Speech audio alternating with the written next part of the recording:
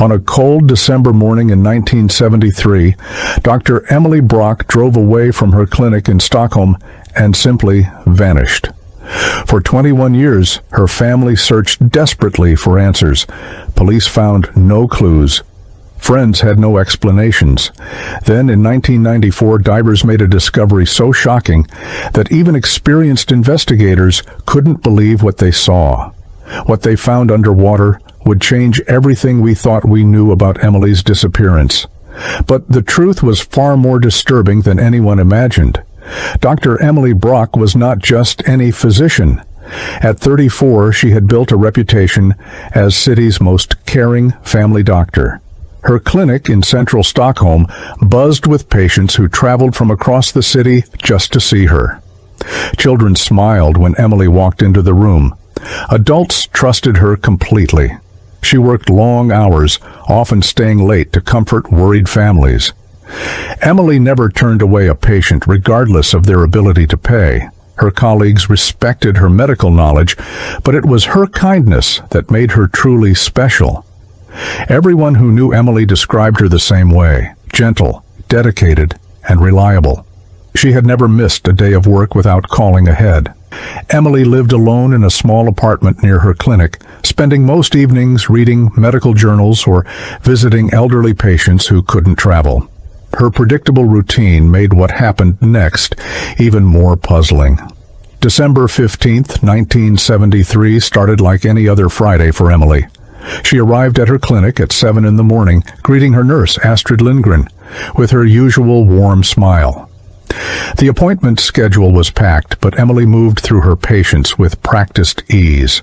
She examined sick children, counseled worried parents, and renewed prescriptions for elderly regulars. Around 3 in the afternoon, Emily told Astrid she needed to make a quick house call.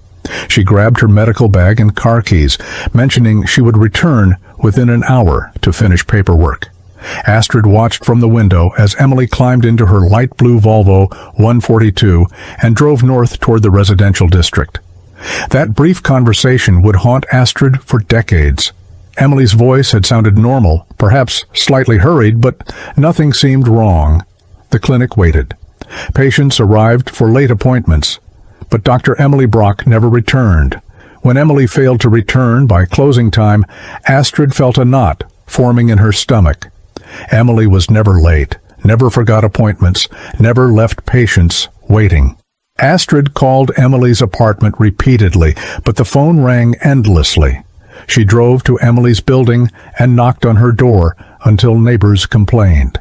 No answer. By 9 o'clock that evening, Astrid contacted Emily's only known relative, her elderly aunt Margareta, who lived in Gothenburg. Margareta hadn't heard from Emily in weeks, which was unusual since Emily called her every Sunday without fail. The aunt immediately drove to Stockholm, arriving near midnight. Together, Astrid and Margareta searched Emily's apartment using a spare key. Everything appeared normal. Emily's bed was made, her clothes hung neatly in the closet, and her medical books sat organized on their shelves. But something felt wrong. The apartment was too perfect, too untouched, as if Emily had never intended to return home that night. Saturday morning brought no answers. Margareta filed a missing person report with Stockholm police, but the officer seemed unconcerned. Adults disappeared all the time, he explained, usually returning within a few days. But Emily's friends knew better. They organized search parties, distributing flyers throughout the city. Emily's face smiled from every lamppost and shop window. Local newspapers picked up the story, running headlines about the beloved doctor's disappearance. Tips poured in from across Sweden. Someone claimed to see Emily at a train station in Malmö. Another caller insisted she was boarding a ferry to Finland. Each lead proved false. Meanwhile, investigators began piecing together Emily's final day. The house call she mentioned to Astrid became their primary focus.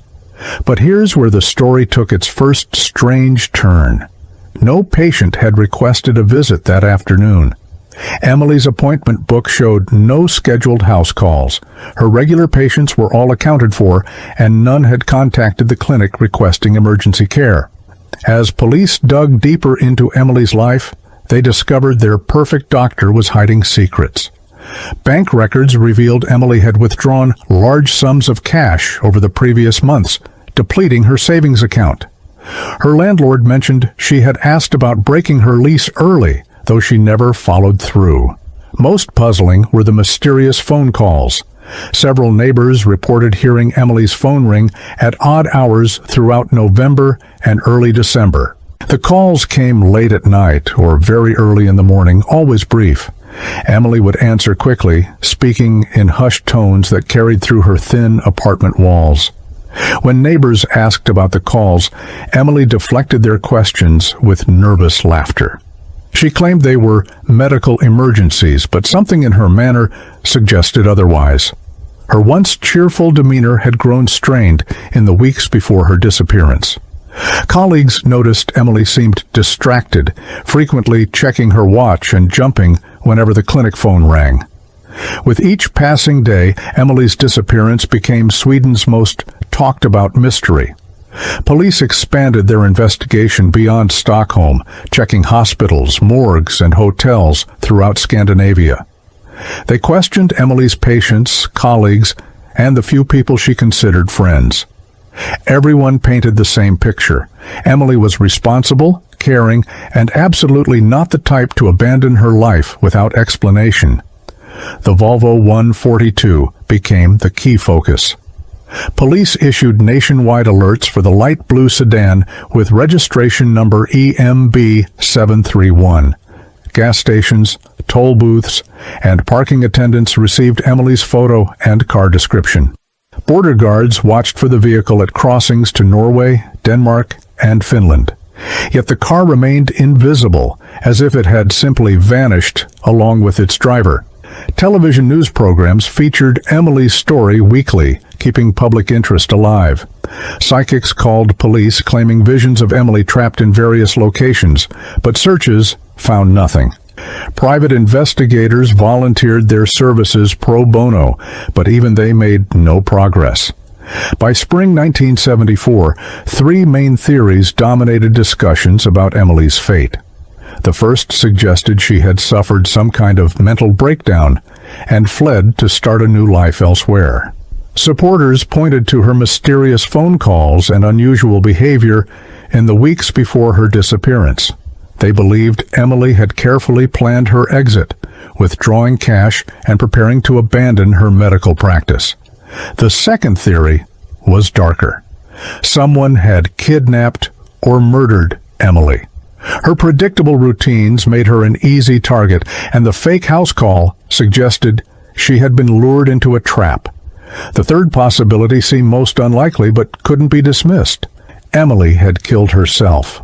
Some investigators wondered if the beloved doctor was struggling with depression or facing some terrible secret that drove her to desperate measures. Each theory had supporters among police, journalists, and the public.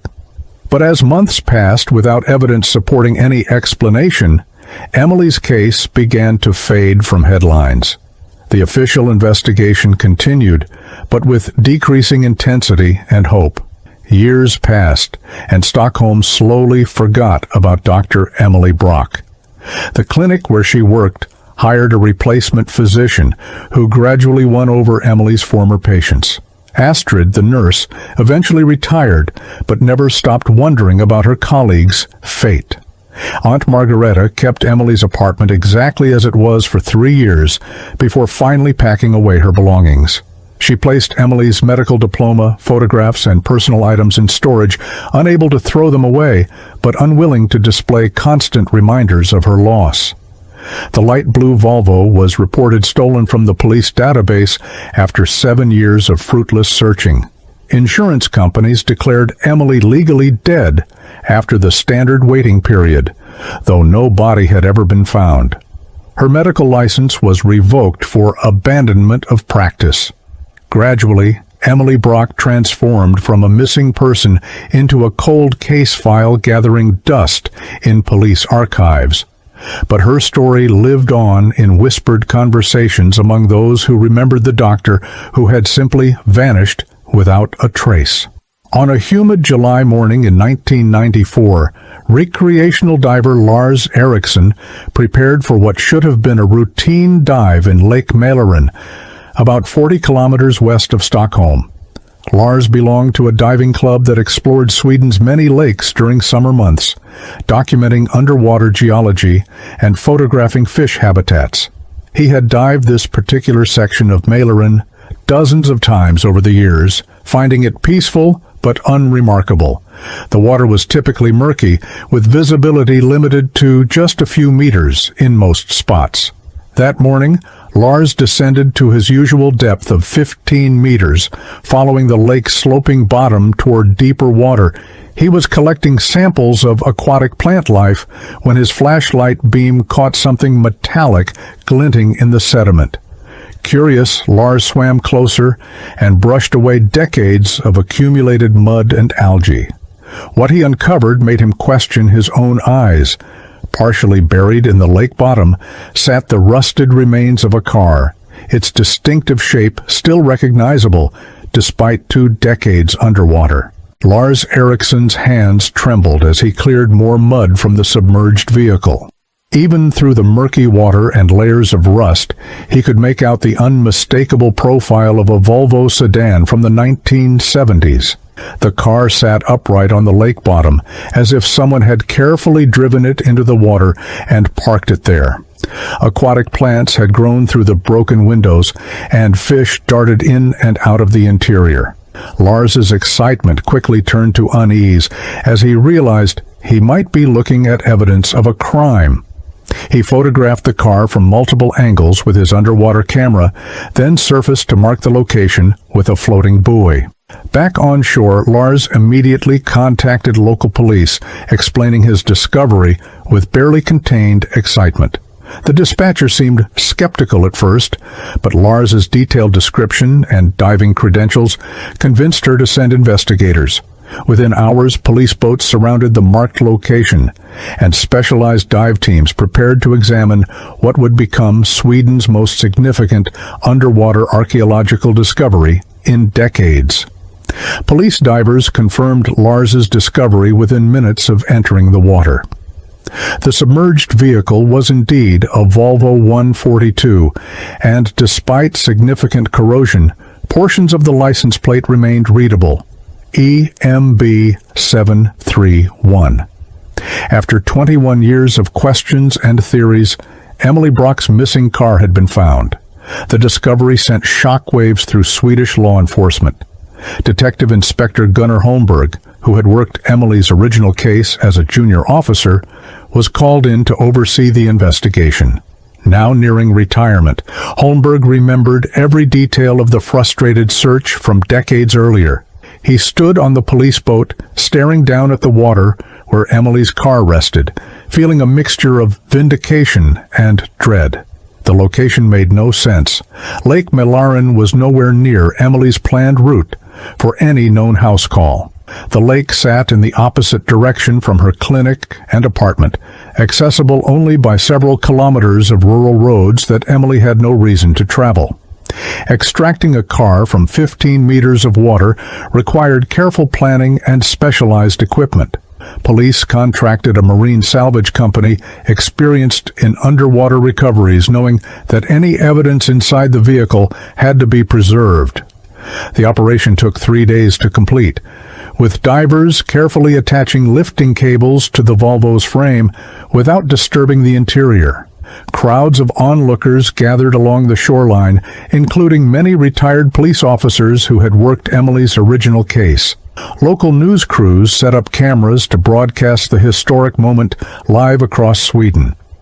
When the Volvo finally broke the water's surface, gasps rippled through the watching crowd.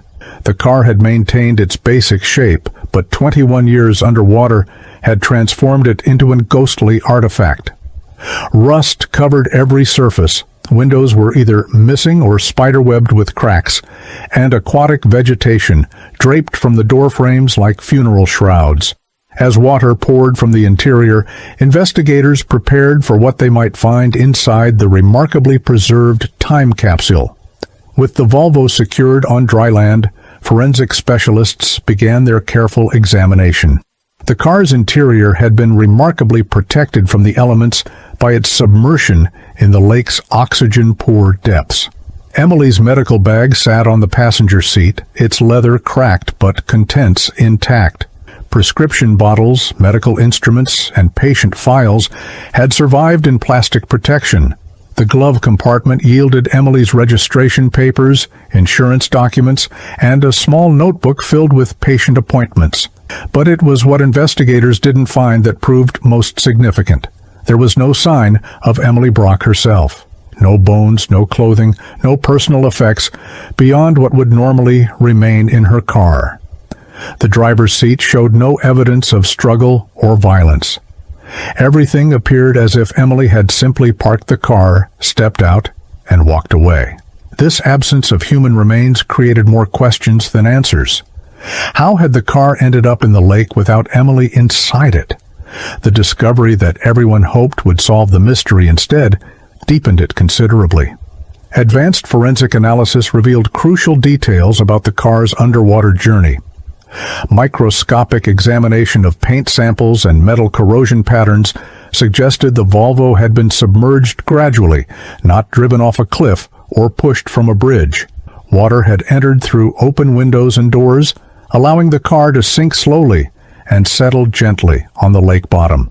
Most significantly, forensic botanists studying plant growth patterns inside the vehicle estimated it had been underwater since winter 1973 or early 1974, perfectly matching Emily's disappearance timeline.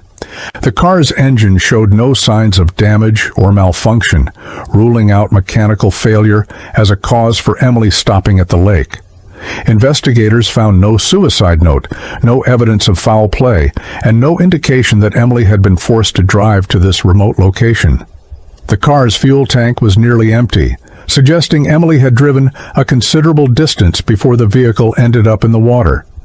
But perhaps most puzzling was the car's position on the lake bottom, perfectly aligned as if someone had carefully guided it into the water rather than abandoning it carelessly. News of the car's discovery prompted an unexpected development.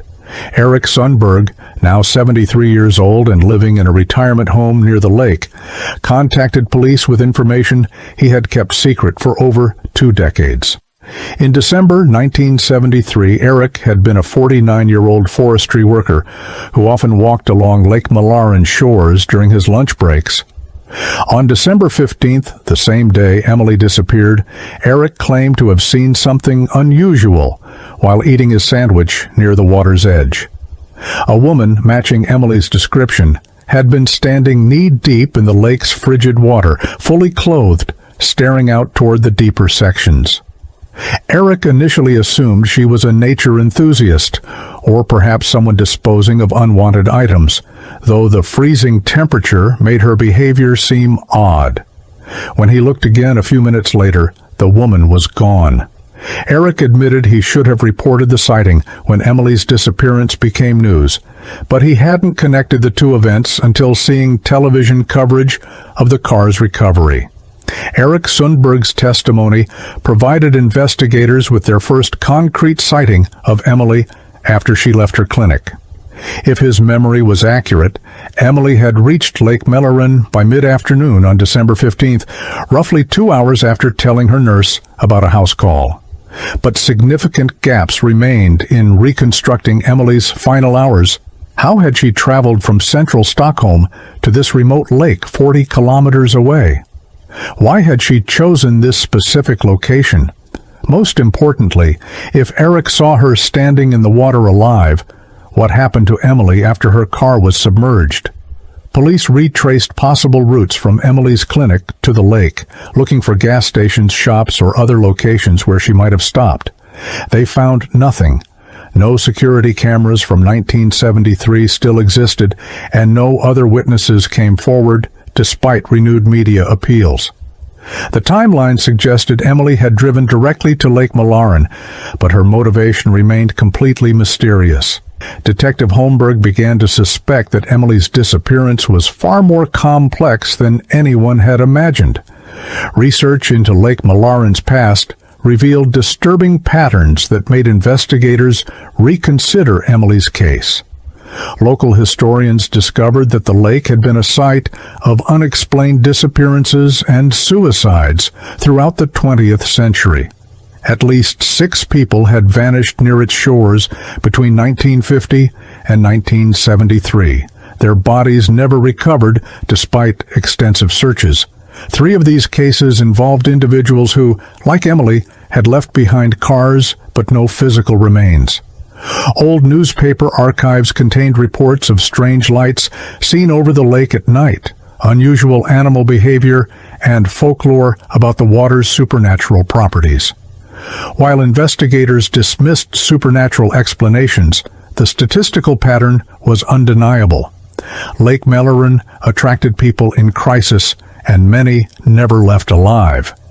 Some local residents whispered about the lake's calling effect, claiming it drew troubled souls to its depths.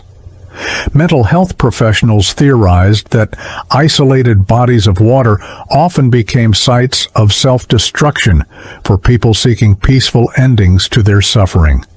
But Emily showed no signs of mental distress, making her case distinct from the others. Determined to understand Emily's mental state before her disappearance, investigators obtained permission to examine her personal medical records. What they discovered challenged everything they thought they knew about the beloved doctor. Emily had been secretly treating herself for severe anxiety and depression, prescribing medications that she carefully concealed from colleagues and patients. Her private notes revealed months of escalating psychological distress, including panic attacks, insomnia, and what she described as overwhelming feelings of hopelessness.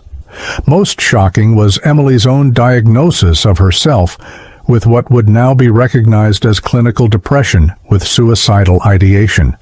She had documented her declining mental health with clinical precision, noting symptoms and medication effects as if she were studying her own case from a professional distance.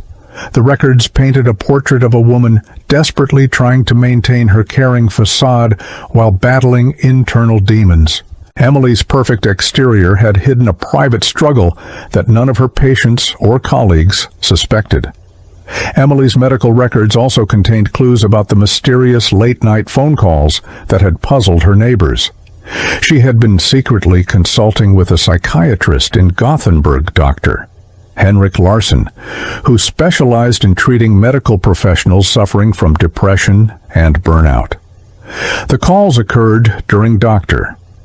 Larsson's private consultation hours, when Emily felt safe discussing her deteriorating mental state without fear of discovery. Dr. Larsson, now retired, confirmed that Emily had been his patient for 4 months before her disappearance. He described her as intelligent, articulate, and deeply ashamed of her condition. Emily feared that seeking help would destroy her medical career and disappoint her patients who depended on her strength. She had refused his suggestions for hospitalization or public treatment, insisting on handling her crisis privately. In their final conversation, 3 days before Emily disappeared, Dr. Larsson noted that she seemed calmer, but spoke about feeling ready to let go of the burden. He had planned to call Emily the following week, but learned of her disappearance from news reports. Bank investigators provided additional pieces to Emily's psychological puzzle. The large cash withdrawals that had initially suggested flight or kidnapping now revealed a different pattern entirely. Emily had been systematically converting her assets to cash, not to fund an escape, but to settle her earthly affairs. She had paid several months of rent in advance, settled all outstanding bills, and even prepaid her apartment's utilities. The pattern resembled someone preparing for a permanent departure rather than planning a new life elsewhere. Emily had also made anonymous donations to several Stockholm charities, giving away thousands of kroner to organizations serving children and elderly patients. Most tellingly, she had withdrawn enough cash to cover her own funeral expenses, leaving the money hidden in her apartment with a note designating it for final arrangements. This meticulous financial planning suggested Emily had been contemplating suicide for weeks, possibly months, before her disappearance. Her actions revealed a methodical mind organizing for an ending she believed was inevitable. Among Emily's possessions, investigators discovered a sealed envelope addressed to her Aunt Margareta, hidden inside a medical textbook. The letter, dated December 10th, provided Emily's own explanation for what was about to happen. In careful handwriting, she confessed her months of suffering with depression and apologized for the pain her decision would cause others. Emily wrote about feeling like a fraud, pretending to heal others while unable to help herself. She described her work as the only thing keeping her alive, but admitted that even caring for patients had become overwhelming. The letter revealed Emily's plan to end her life in a way that would spare others from discovering her body, which she believed would be traumatic for those who loved her. She specifically mentioned choosing Lake Melleran because of its depth and peaceful setting, hoping her remains would never be found. Emily's final words expressed gratitude for the love she had received and regret for the sorrow her actions would cause. The letter was signed but never mailed, perhaps representing Emily's final moment of doubt. With Emily's letter providing context, investigators could finally reconstruct her last day with accuracy. After leaving her clinic on December 15th, Emily had driven directly to Lake Melleran, following a route she had likely scouted during previous weeks. The fake house call had been her way of leaving work without arousing immediate suspicion, buying precious hours before anyone would search for her. She had parked her car near the lake's edge and, according to Eric Sundberg's testimony, waded into the freezing water fully clothed. Emily's medical knowledge would have informed her that hypothermia in December water would cause unconsciousness within minutes, making her chosen method relatively quick and painless. The mystery of how her car ended up underwater was solved by understanding Emily's final act of consideration for others. Before entering the water, she had released the car's brake and allowed it to roll slowly into the lake, ensuring that her body and vehicle would disappear together.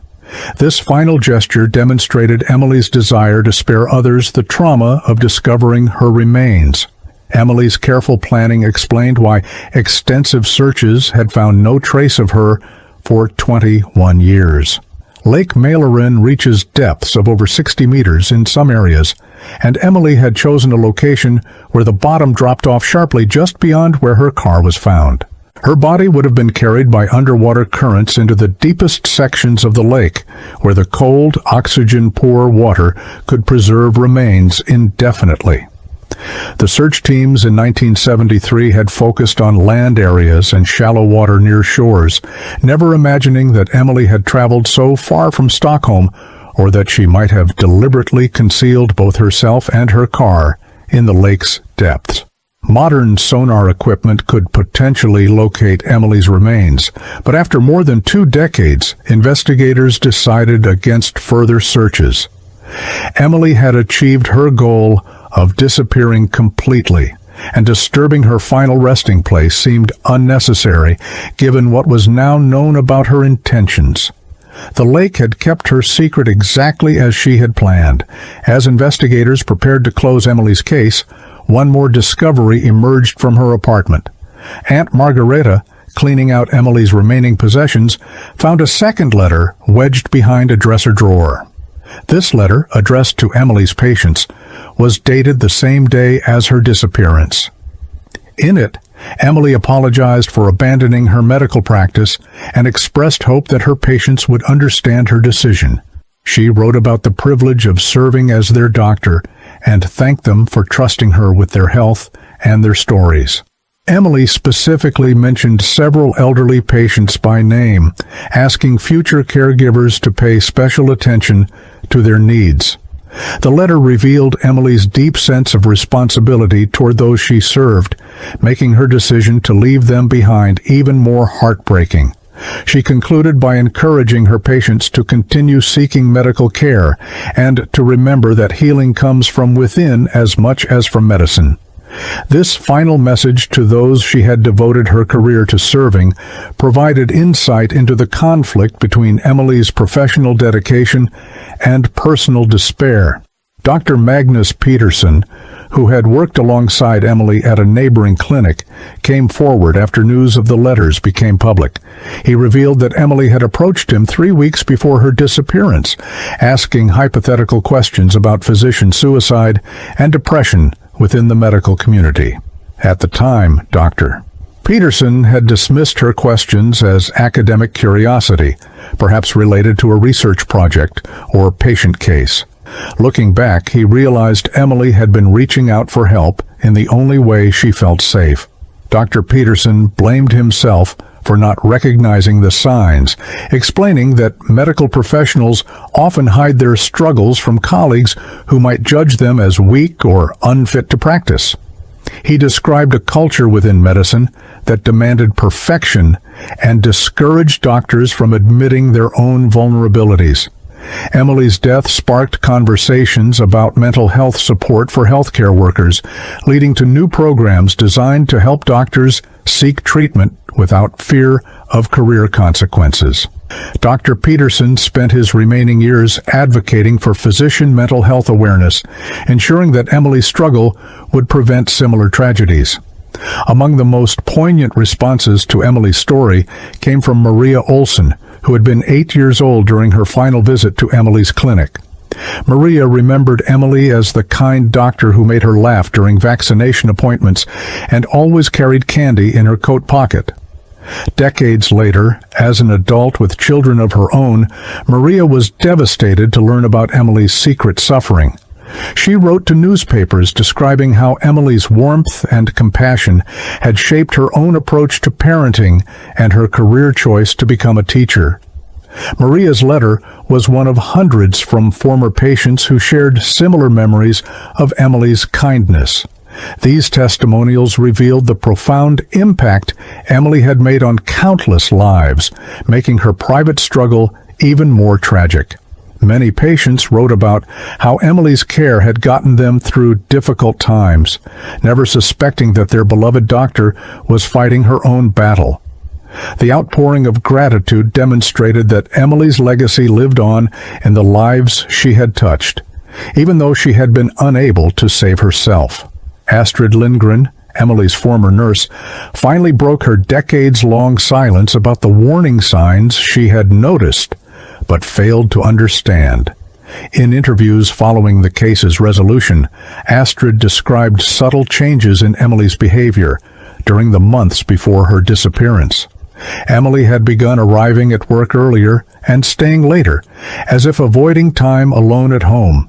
She had started taking on additional patient loads, accepting more house calls and emergency appointments than ever before.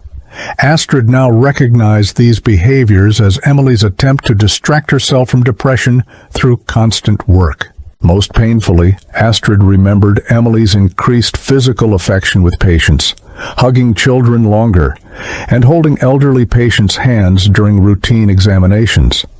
These gestures, which Astrid had attributed to Emily's caring nature, now seemed like someone saying goodbye.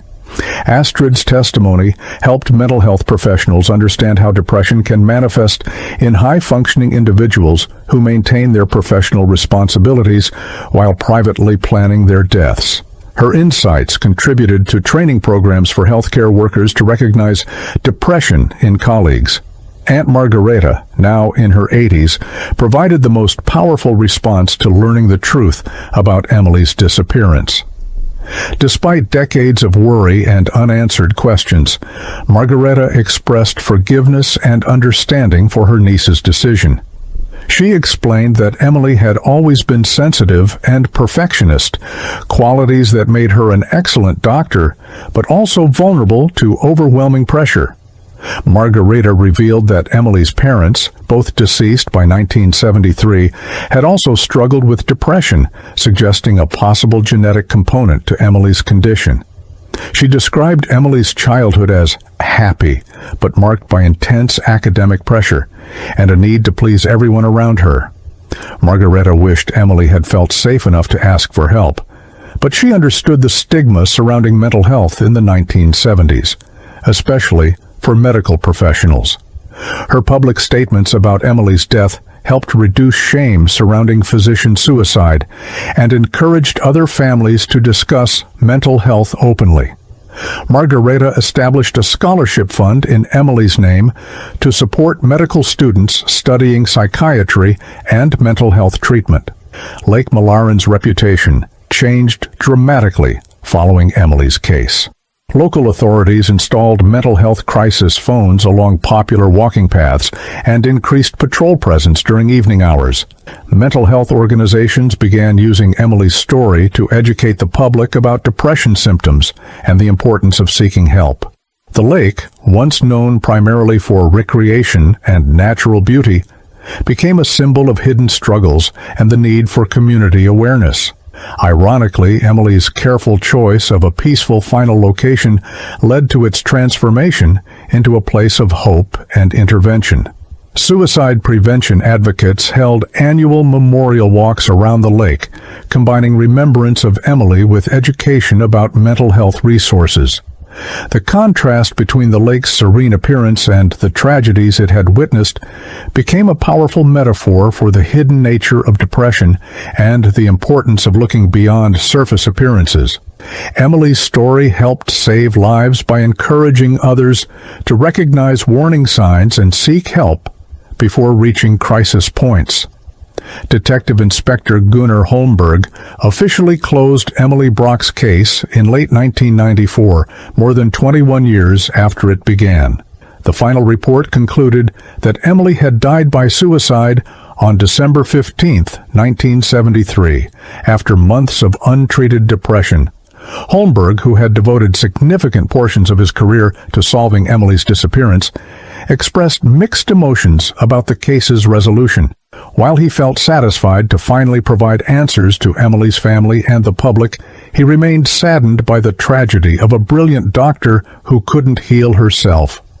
The case became a landmark in Swedish criminal investigation, demonstrating how mental health issues could complicate missing person cases and highlighting the need for better understanding of suicide patterns. Holmberg used Emily's case in training programs for new detectives, teaching them to look beyond obvious explanations and consider psychological factors in mysterious disappearances. His methodical approach and refusal to give up on the case became legendary within Swedish law enforcement, inspiring other officers to persist with difficult investigations. Emily's death prompted significant changes within Sweden's medical community regarding physician mental health and suicide prevention. Medical schools began incorporating mental health awareness into their curricula, teaching future doctors to recognize depression symptoms in themselves and colleagues. Professional medical associations established confidential counseling services specifically for healthcare workers, allowing doctors to seek help without fear of career consequences. Emily's case became a catalyst for research into physician suicide rates, revealing that doctors died by suicide at rates significantly higher than the general population. This research led to systemic changes in medical training, reducing work-hour requirements and implementing wellness programs designed to prevent burnout and depression. Medical conferences began featuring sessions on physician mental health, breaking decades of silence around the topic. Emily's legacy helped create a culture where seeking mental health treatment was viewed as responsible self-care rather than professional weakness. The changes inspired by her tragedy potentially saved countless lives within the medical profession. Swedish media coverage of Emily's case sparked national conversations about mental health stigma and the pressures faced by healthcare professionals. Editorial writers praised Emily's dedication to her patients while lamenting the society that made her feel unable to seek help for her own struggles. Public opinion polls revealed widespread support for mental health initiatives and reduced stigma surrounding depression treatment. Emily's story resonated particularly with other professional women who faced similar pressures to maintain perfect facades while dealing with personal challenges.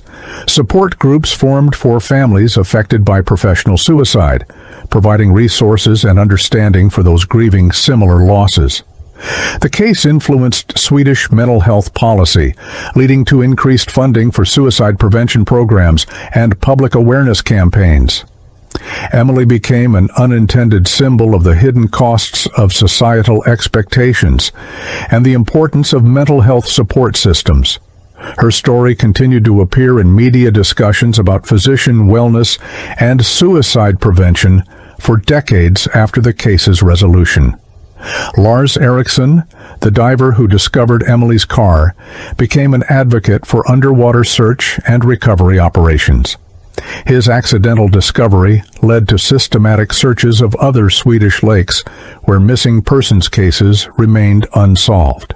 Several additional vehicles and remains were found in subsequent years, providing closure for other grieving families. Lars worked with police departments to develop better protocols for underwater investigations, sharing his expertise to improve search techniques. He established a volunteer diving group specializing in assisting law enforcement with underwater recoveries, ensuring that other families wouldn't wait decades for answers. The diving community embraced this mission, with many recreational divers volunteering their time and equipment for search operations. Lars's discovery of Emily's car demonstrated how citizen involvement could solve cold cases and bring resolution to long-standing mysteries. His dedication to helping others find closure became part of Emily's legacy, showing how one person's tragedy could inspire positive action in unexpected ways. Emily Brock's case taught law enforcement valuable lessons about missing person investigations and the complexity of human behavior. Traditional search methods focusing on logical routes and destinations proved inadequate when dealing with individuals in psychological crisis. The case emphasized the importance of examining missing persons' mental health history and recognizing that even high-functioning individuals could be planning suicide. Police departments began incorporating psychological consultants into major missing person investigations, seeking insights into behavioral patterns that might guide search efforts. Emily's methodical planning and ability to conceal her intentions challenged assumptions about how suicidal individuals behave before their deaths. The case highlighted the need for better coordination between mental health professionals and law enforcement when dealing with at-risk individuals.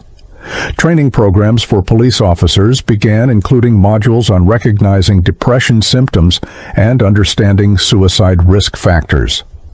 Emily's story became a teaching tool, demonstrating that missing persons cases often have psychological rather than criminal explanations. The 2-decade gap between Emily's disappearance and the discovery of her car highlighted how water can preserve evidence while hiding it from investigators. Advances in underwater search technology during the 1980s and 1990s might have found Emily's car years earlier, but budget constraints and case prioritization limited their use on cold cases. The lengthy timeline also demonstrated how witness memories could remain remarkably accurate across decades, as Eric Sundberg's testimony about seeing Emily at the lake proved crucial to understanding her final hours. Cold case investigators learned from Emily's case that underwater searches should be considered even in cases where no water connection seemed obvious. The extended mystery period allowed myths and theories to develop around Emily's disappearance, showing how public fascination with unsolved cases could both help and hinder investigations. Media coverage during the intervening years kept Emily's case in public consciousness, eventually leading to the tip that helped identify her car when it was discovered. The case proved that patience and persistence in cold case investigations could eventually yield results. Mental health professionals used Emily's case to study how high-functioning depression manifests in healthcare workers. Her ability to maintain excellent patient care while privately planning suicide challenged common understanding of severe depression symptoms. Psychiatrists noted Emily's pattern of increased work dedication and patient interaction as potential warning signs that depression sufferers might display when preparing for suicide. The case contributed to research on physician suicide, revealing how medical training and professional culture could discourage help-seeking behavior among doctors experiencing mental health crises. Emily's secret self-medication and diagnosis highlighted the dangers of physicians attempting to treat their own psychological conditions without professional support.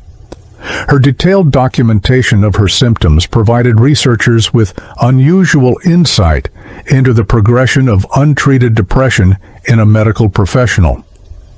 The case influenced development of intervention programs specifically designed for healthcare workers, recognizing their unique challenges in seeking mental health treatment. Emily's story became part of psychiatric education, teaching future mental health professionals to recognize depression in high-achieving individuals who might not fit typical patient profiles. The contrast between 1973's investigation methods and 1994's recovery capabilities highlighted rapid technological advancement in law enforcement. When Emily first disappeared, police relied on manual searches, paper records, and basic communication systems. By 1994, underwater cameras, sonar equipment, and computerized databases had revolutionized missing person investigations. The 21-year gap showcased how technological limitations had initially prevented Emily's discovery, while later innovations made the recovery possible. Modern GPS systems and satellite imagery would have allowed investigators to map Emily's possible routes more accurately in 1973. Advanced underwater search equipment available in the 1990s could have located the submerged car much earlier if applied systematically. The case demonstrated how cold cases could benefit from periodic review using new technologies and methods. Police departments began establishing protocols for regularly re-examining unsolved cases with updated equipment and techniques. Emily's case became an example of how patience and technological progress could eventually solve seemingly impossible mysteries. The evolution from manual to digital investigation methods was perfectly illustrated by comparing the original search efforts with the eventual underwater recovery. Emily's story created lasting changes that extended far beyond her individual case. Medical schools across Scandinavia implemented mental health screening programs for students and faculty members. Hospital administrators developed policies requiring regular wellness checks for staff showing signs of stress or overwork. Emily's former patients, now adults, often credited her memory with inspiring their own compassionate approach to helping others. Several became healthcare workers themselves, motivated by Emily's example to serve patients with kindness and dedication. The case influenced Swedish legislation regarding physician mental health support, mandating that medical facilities provide confidential counseling services. Research grants were established to study healthcare worker suicide prevention, leading to breakthrough treatments and intervention strategies. Emily's Aunt Margarita's scholarship fund helped dozens of students pursue mental health careers, multiplying Emily's impact across generations. The diving community's adoption of search and rescue missions led to numerous other case resolutions. Media coverage of Emily's case reduced stigma surrounding mental health discussions throughout Sweden. Her unintended legacy created positive changes that saved countless lives and improved mental health care for millions. Despite solving the mystery of Emily's disappearance, some questions about her final hours remained unanswered. Investigators never determined exactly how Emily had managed to submerge her car so precisely without leaving obvious evidence of the method she used.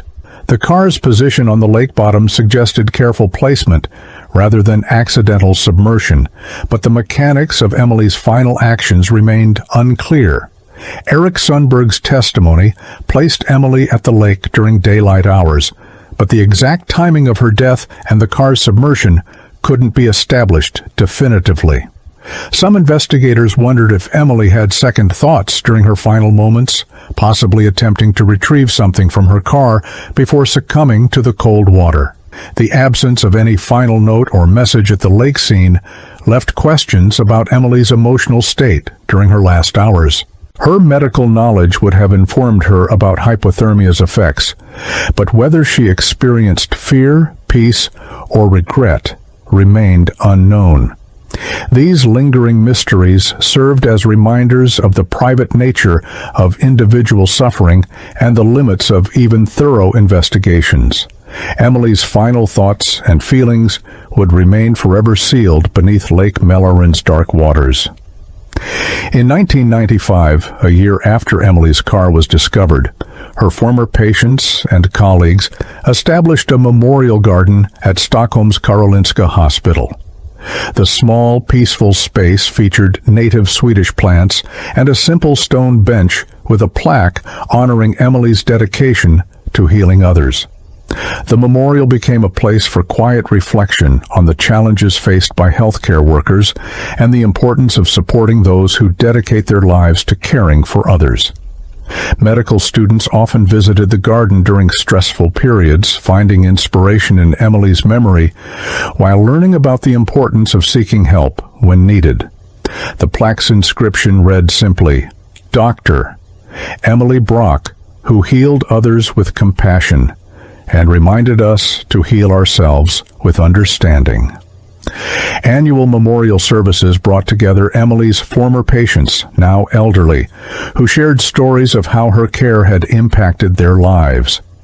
The garden's design emphasized renewal and growth, symbolizing how Emily's tragedy had led to positive changes in medical culture and mental health awareness. Flowers bloomed each spring, representing the continuing influence of Emily's compassion on new generations of healthcare providers. Swedish public television produced a documentary about Emily's case in 1996, featuring interviews with investigators, colleagues, and patients who remembered her. The program balanced respect for Emily's memory with honest discussion of the warning signs that had been missed. Dr. Henrik Larsson, Emily's psychiatrist, participated in the documentary to educate viewers about depression symptoms and the importance of seeking professional help. The film showed Lake Melloran as it appeared during different seasons, emphasizing both its natural beauty and its tragic significance in Emily's story. Former Detective Gunnar Holmberg walked viewers through the investigation's key moments, explaining how assumptions and limited technology had initially prevented the case's resolution. The documentary avoided sensationalizing Emily's death, instead focusing on lessons learned and positive changes inspired by her case. International mental health organizations used the film as an educational tool, translating it into multiple languages for worldwide distribution. The program won several awards for its sensitive treatment of suicide and mental health issues. Its impact extended far beyond Sweden, influencing mental health awareness campaigns and physician suicide prevention programs globally. In 1997, researchers at the Karolinska Institute launched a comprehensive study of physician suicide using Emily's case as a starting point. The 5-year research project examined patterns in healthcare worker mental health, identifying risk factors and developing early intervention strategies. Emily's detailed medical records and letters provided researchers with unprecedented insight into the progression of depression in a high-functioning medical professional. The study revealed that physicians experiencing depression often continued providing excellent patient care while privately planning their deaths, making intervention particularly challenging. Researchers developed screening tools specifically designed to identify at-risk healthcare workers who might not seek help voluntarily. The study's findings influenced medical education curricula worldwide, leading to mandatory wellness programs and mental health training for medical students. Emily's case became a central example in research literature about physician suicide, cited in hundreds of academic papers and policy documents. The study's recommendations led to systemic changes in hospital management, medical licensing requirements, and professional support systems. Emily's contribution to understanding physician mental health continued decades after her death, helping prevent similar tragedies among healthcare workers globally. Following the documentary's broadcast, hundreds of Emily's former patients wrote letters sharing memories of her care and expressing grief over her hidden suffering. These letters, preserved in hospital archives, revealed the profound impact Emily had made on individual lives through her compassionate medical practice. Many writers described specific moments when Emily's kindness had provided comfort during frightening medical situations or difficult life circumstances. Elderly patients remembered how Emily had visited their homes during harsh winter weather, ensuring they received necessary care despite transportation difficulties. Parents wrote about Emily's special ability to calm frightened children during medical procedures, often spending extra time explaining treatments and offering reassurance. Several patients credited Emily with saving their lives through early diagnosis of serious conditions, noting her careful attention to symptoms that other doctors might have dismissed. The letters painted a picture of a physician who viewed medicine as a calling rather than just a profession, consistently going beyond required duties to serve her patients' needs. Reading these testimonials, Emily's family and colleagues found some comfort in knowing that her professional legacy had brought healing and hope to so many lives, even as she struggled privately. Emily's case led to the establishment of Sweden's first dedicated cold case unit in 1995, specifically designed to review unsolved disappearances and deaths using modern investigative techniques. Detective Inspector Gunnar Holmberg was chosen to lead the unit, bringing his expertise from Emily's case to other mysterious disappearances. The unit's first major success came from re-examining the Lake Mälaren area with advanced sonar equipment, leading to the discovery of 3 additional submerged vehicles from decades-old cases. Each discovery brought closure to families who had waited years for answers about missing loved ones. The unit developed protocols for systematic underwater searches of bodies of water near unsolved disappearance sites. Emily's case served as a template for understanding how missing persons might deliberately conceal their deaths to spare others trauma. The unit's work revealed that several other missing individuals had likely died by suicide in remote locations, challenging assumptions about their fates. Within 5 years, the cold case unit had resolved over 30 previously unsolved disappearances, many involving similar patterns to Emily's case. The unit's success led other countries to establish similar programs, spreading the investigative techniques developed through Emily's case worldwide. Dr. Anna Chen, a young physician who learned about Emily's story during medical school, opened a family practice in Emily's former neighborhood in 2000. Sarah deliberately chose the location to honor Emily's memory and continue serving the community where Emily had dedicated her career. Many of Sarah's early patients were elderly residents who remembered Emily fondly and shared stories about her exceptional care. Sarah implemented wellness programs inspired by Emily's case, including regular mental health screenings for her staff and open discussions about work-life balance. The practice featured a small display honoring Emily's memory, including photos donated by former patients and a copy of Emily's medical diploma recovered from her apartment. Sarah often reflected on Emily's example when facing difficult cases, asking herself how Emily might have approached challenging patient situations. The practice became known throughout Stockholm for its compassionate care and attention to both physical and emotional health needs. Sarah established support groups for medical professionals struggling with stress and depression, creating the safe space for help-seeking that Emily had never found. Through Sarah's work, Emily's healing legacy continued in the same neighborhoods where she had once served patients with such dedication. Each December 15th, Lake Malaran became a site of quiet remembrance for those touched by Emily's story. Mental health advocates, former patients, and medical professionals gathered for brief memorial services that honored Emily's memory while promoting suicide prevention awareness. These annual gatherings avoided dwelling on tragedy, instead focusing on the positive changes inspired by Emily's case and the lives saved through improved mental health support. Speakers included physicians who credited Emily's story with encouraging them to seek help during their own dark periods. Family members of other physician suicide victims found comfort in connecting with others who understood their unique grief. The memorial services featured readings of letters from Emily's patients, sharing how her compassionate care had influenced their lives decades later. Local mental health organizations used the anniversary events to distribute resources and information about support services available to healthcare workers. The gatherings demonstrated how tragedy could inspire community action and prevent similar losses.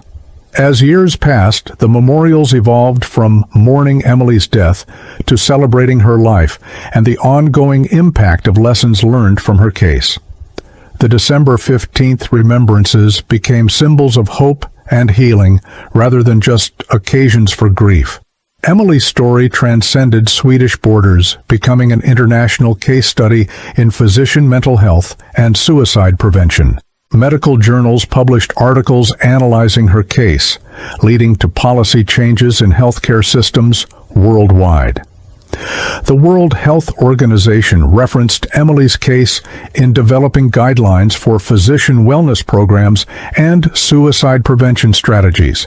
Medical schools across Europe and North America incorporated Emily's story into curricula addressing healthcare worker mental health. Her case influenced the development of confidential reporting systems that allowed medical professionals to seek help without fear of career consequences. International medical conferences featured sessions on the Emily Brock effect, discussing how her case had changed understanding of physician depression and suicide risk. Research funding increased dramatically for studies examining mental health issues among healthcare workers, often citing Emily's case as justification for the need. Professional medical organizations worldwide established peer support programs inspired by lessons learned from Emily's tragedy. Her story contributed to a global cultural shift within medicine, making mental health discussions more acceptable and reducing stigma around seeking psychological help. Emily's unintended legacy reached millions of healthcare workers internationally, potentially preventing countless similar tragedies through increased awareness and support. As investigators prepared to permanently close Emily's file, they reflected on the profound questions her case raised about human suffering, professional pressure, and the hidden costs of caring for others. Emily's ability to heal and comfort patients while privately planning her own death challenged basic assumptions about recognizing depression and suicide risk. Her case highlighted the paradox of healthcare workers who dedicate their lives to preserving life while struggling with their own will to live. The contrast between Emily's public persona and private anguish raised uncomfortable questions about societal expectations and the pressure to maintain perfect facades. Mental health professionals continued debating whether Emily's case represented an extreme example of high-functioning depression or revealed common patterns that simply weren't being recognized in other cases. The question of whether Emily could have been saved with different intervention approaches remained a source of ongoing discussion and research. Her case prompted examination of how medical training and culture might inadvertently contribute to mental health crises among healthcare providers. The mystery of Emily's exact final moments served as a reminder that some aspects of human experience remain forever private, beyond the reach of even thorough investigation. Today, More than 30 years after Emily Brock's disappearance, her impact continues to resonate throughout the medical community and beyond. The Emily Brock Foundation, established by her former patients, has funded mental health research and support programs that have helped thousands of healthcare workers. Her story remains required reading in medical schools, teaching new generations of physicians about the importance of self-care and seeking help. The protocols developed during her case investigation have been adopted by law enforcement agencies worldwide, improving methods for solving cold cases and understanding missing person patterns. Lake Melleran has been transformed from a site of tragedy into a symbol of hope, featuring walking paths with mental health resource information and crisis intervention phones. Emily's former clinic building now houses a mental health center that provides free counseling services to medical professionals, ensuring that her workspace continues to heal those in need. The changes inspired by her case have undoubtedly prevented numerous physician suicides, multiplying Emily's healing legacy far beyond her original practice. Perhaps most importantly, Emily's story opened conversations about mental health that had been silenced by shame and stigma for generations. In choosing to end her pain in Lake Melleran's depths, Emily unknowingly began a ripple effect of compassion and understanding that continues to save lives today. The question remains, how many others like Dr. Emily Brock's are struggling in silence right now, and will we recognize them in time? This case exemplifies how missing person investigations can evolve from unsolved mysteries into profound lessons about human suffering. Her disappearance story demonstrates that even the most thorough cold case files may hold secrets beneath the surface. This vanishing without a trace reminds us that true crime stories often reveal deeper truths about mental health struggles hidden behind professional facades. Real-life mysteries like Emily's underwater discovery show how missing persons cases can remain unsolved for decades before shocking revelations emerge. Such suspenseful missing person stories highlight the importance of recognizing warning signs in our communities. When divers found what no one believed possible, it transformed a long-term missing person mystery into a catalyst for change. These mysterious disappearances continue to fascinate audiences because they reflect genuine human experiences of isolation and despair. Emily's case proves that behind every vanished person lies a complex story deserving compassion rather than judgment.